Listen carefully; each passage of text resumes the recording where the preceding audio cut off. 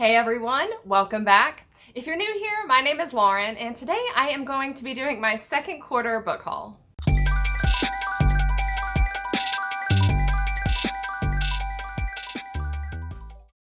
So, like any good bookworm, I have very little self-control whenever it comes to buying physical copies of books that I am remotely interested in reading, especially whenever I see just the excellent prices on Book Outlet. I cannot help myself. I think that the order that I am going to talk about these today is by month, so I'll start with all of the books that I bought in April, then May, then June. April was my birthday month. I did do a book haul for my birthday, which I'll go ahead and link that right up here in case you're interested in that. I am going to show you guys the books that I bought for my birthday, but I'll go through those a little bit more quickly since I talked about them in greater depth in that video. I do also have a few books that are ordered and I don't have them in my hands yet, but I'll show you the covers of those when I get to them. So I think we've got a little over 30 books here to cover, so let's stop wasting time and jump right in. So starting with all of the books that I bought in April, I bought 18 books in April, which is kind of interesting because my birthday is April 18th.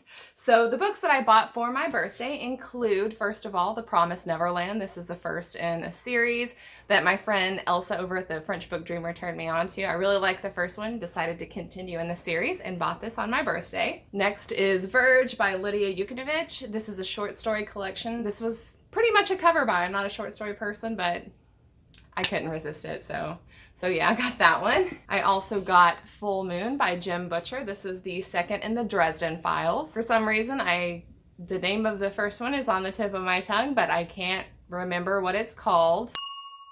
The first book, it was a little kind of campy in some ways, kind of cheesy, but it was a lot of fun. I really liked it, and I want to continue on with it. Next, I have Blindness by Jose Saramago, who won a Nobel Prize for Literature with this book. This is kind of a modern classic, and I've been meaning to get around to it for a long time. Saw it online at a great price, and decided to go on ahead and pick it up. I also bought The Country Life by Rachel Cusk. I can't resist a good image of a horse's hindquarters. There's just something about this that really drew me in. I just love the way that this cover is designed. I don't know why, it just really kind of spoke to me. Yeah, hopefully it is a good time. Next up, I purchased The Spirits Up by Todd Babiak, I think is how it's pronounced. The description is a little bit cryptic, so I'll be really curious to find out what this is all about. Also, I picked up The Back of the Turtle by Thomas King. This has a really interesting synopsis, and I believe I've seen a couple other booktubers who have this or have read this and enjoyed it, so decided to give it a shot. The next book is Hummingbird Salamander by Jeff Vandermeer. Jeff Vandermeer is one of my very favorite authors, and I could not resist this cover. This book does not have the greatest reviews, but I don't care. If the story is even half as good as what this cover is, I should be in for a good time. Next up, I have The Handmaid's Tale. This is a graphic novel, and it is the art and literature adaptation by Renee Nault. I'm a big fan of The Handmaid's Tale. I think that it is an excellent book, an excellent story. And whenever I was out at the bookstore on my birthday and saw this and just kind of thumbed through it, I mean, it has absolutely just beautiful illustration style. I absolutely had to have it, so pick that one up as well. And then the final book that I picked up on my birthday was Things from the Flood by Simon Stålenhag. This is the second book in the Tales from the Loop trilogy. I've read the first and the third. They're basically standalones. You don't have to read them in order. And the third one, The Electric State, easily one of the best books that I've ever read in my whole entire life. So I really wanted to complete my collection. So whenever I was out on my birthday and I saw this, it was like, yep, I'm picking it up now, so I'll be excited to finish up that trilogy. So those are all of the books that I bought for my birthday in April, but there are several more that I bought in April, not for my birthday. The first of which was Piranesi by Susanna Clarke.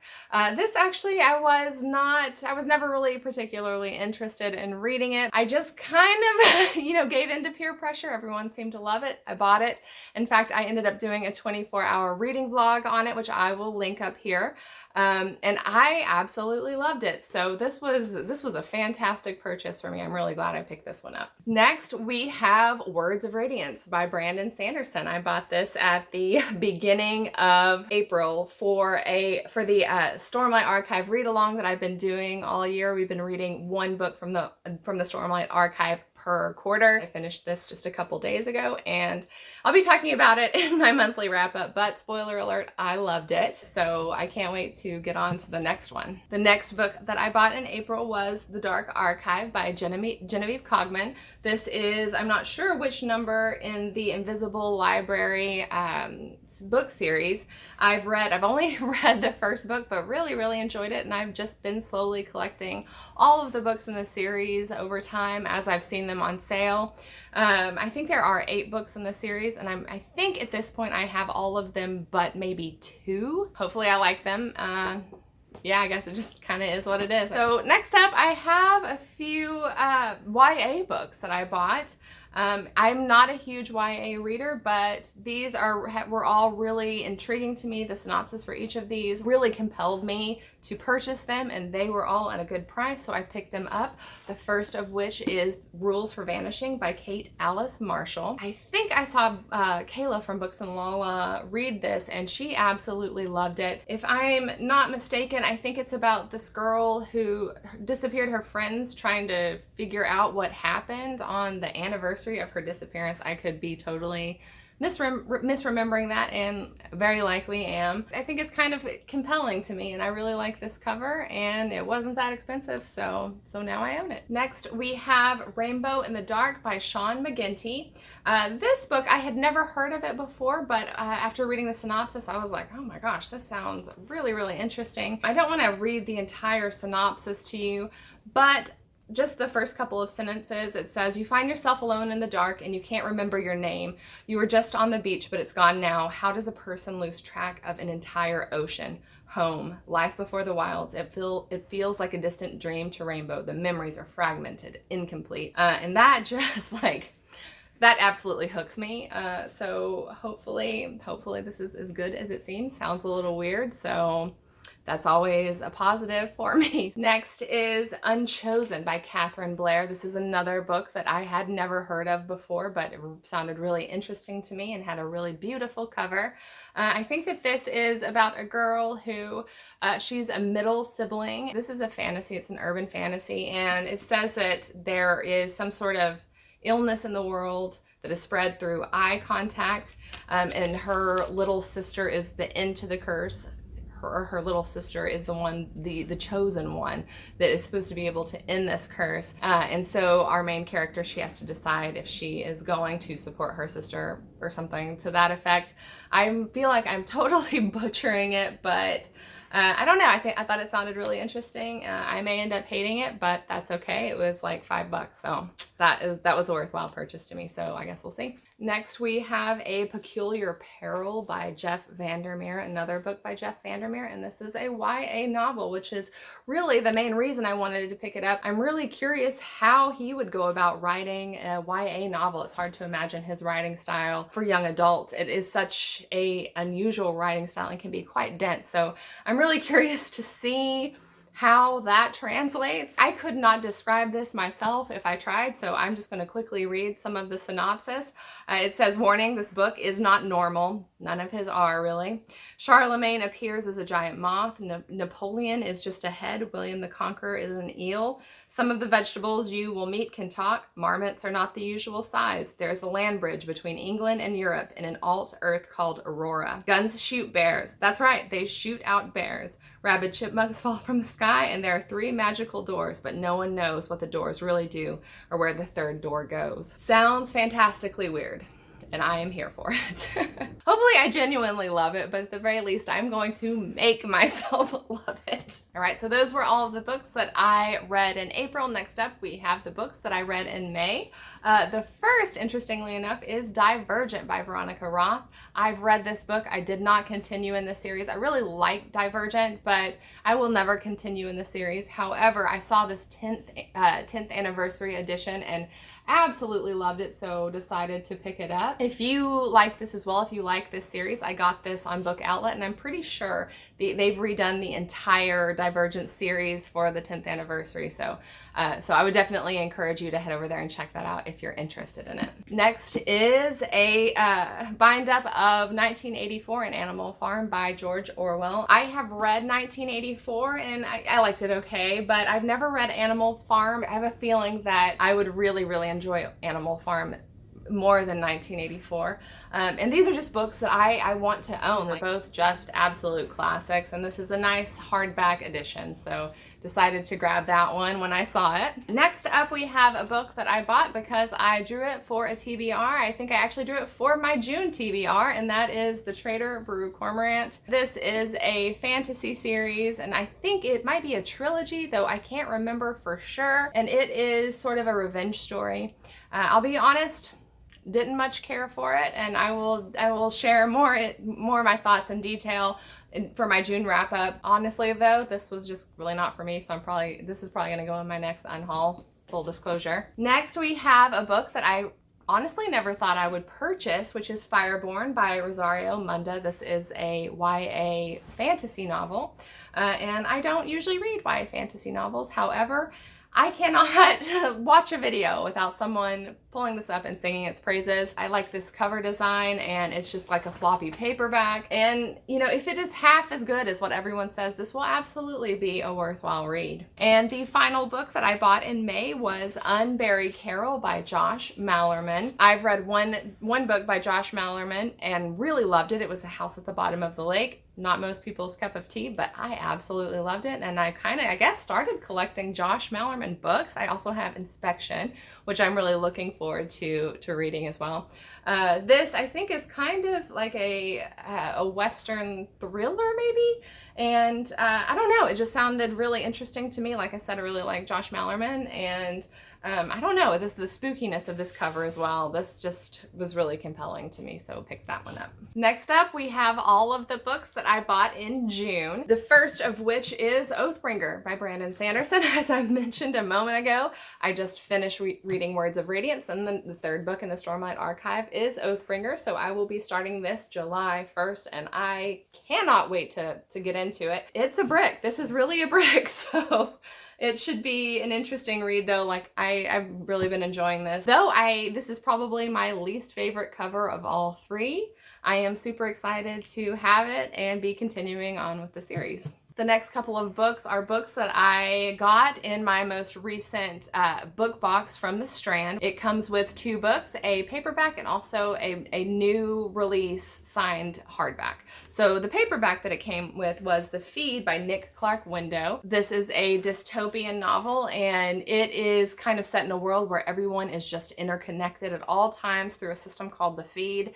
And one day the feed just breaks down, I guess, and the world is sort of sent into utter chaos. I think it sounds really interesting, so I'll be excited to pick this one up whenever I have a chance to get to it. Then the hardback that came in the box was Walk the Vanished Earth by Aaron Swan. It sounds like kind of a cross-generational story, and it is, I believe, sci-fi. And just look at that cover. I mean, that is absolutely beautiful. One of the most beautiful books I think that I've bought lately. So hopefully it is as good of a book as I feel like it might be. Next up, we have Birthday Treat by Anthony Self. This I pulled in my last TBR video. This is an independently published book set in a world where on your birthday you get a birthday treat.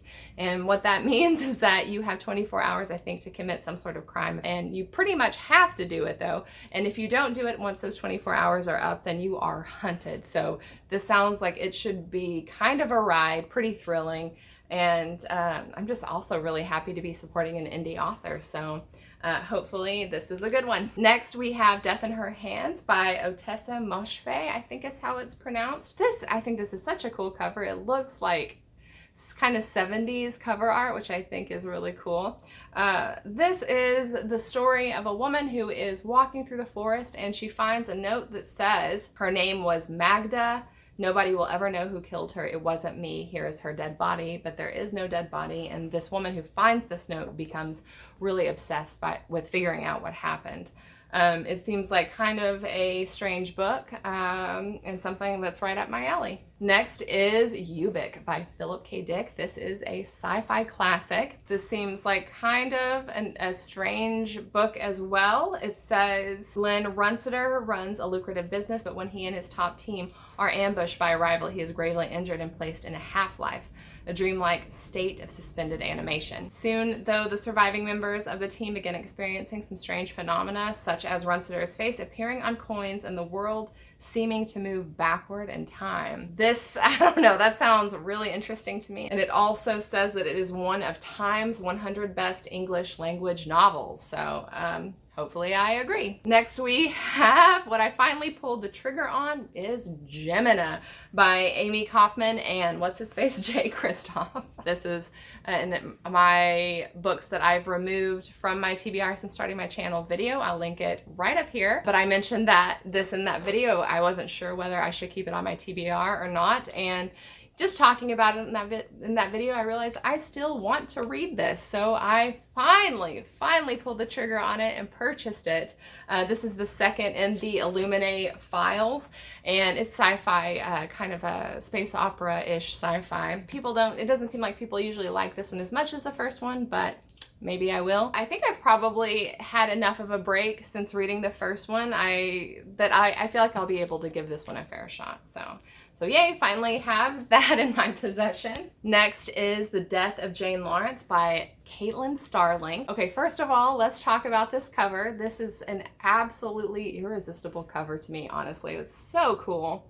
This, I believe, is the story of a woman who marries this man who is just incredibly charming and wonderful, but he tells her that she can never visit this house that he owns, no matter what. I think something happens. For some reason, she shows up at this house and he's there, but he's just completely transformed, like he's a different person for some reason. The next day in the morning he's fine, and it's like nothing ever happened. And so it's very clear to this woman that there's something going on in this house. My friend Leslie over at The Nerdy Narrative read this and really enjoyed it, and I trust her taste in books for sure. And also this book is written by Caitlin Starling, which I recently read The Luminous Dead by her and absolutely loved it. It was so atmospheric and well thought out and just very unusual. I just really enjoyed her writing style. So I had to pick this up, and I am very much looking forward to getting to it. Last but not least, there are 3 books that I have ordered and do not have them in my hands physically yet. They are on their way, but not here. The first one is The Dispossessed by Ursula K. Le Guin. This is a sci-fi novel. It honestly has a pretty cryptic synopsis. However, it seems like people absolutely love this book. I know it is in a series, though I'm pretty sure you don't have to read the series in order. If you have read this book, though, I would love to know if that's true. Please let me know down in the comments below. This seems like the most well-loved book in this series, so I'm really looking forward to checking it out and seeing how I feel about it. The next book is Fever Dream by Samantha Schweblin. This is a book that I have seen on Book Outlet over and over and over and have hovered over it and almost bought it about 1,000 times. It starts with a woman who, I believe she's in the hospital, and there is a boy sitting at her bed. They aren't related though, and I think the story is told, I'm pretty sure it's told in kind of like flashbacks, and the style feels very Fever Dream-ish, so it should be a pretty weird ride. Also, absolutely love this cover. It's so weird and so cool, so really looking forward to getting to that one. And finally, we have A Crooked Tree by Una Mannion.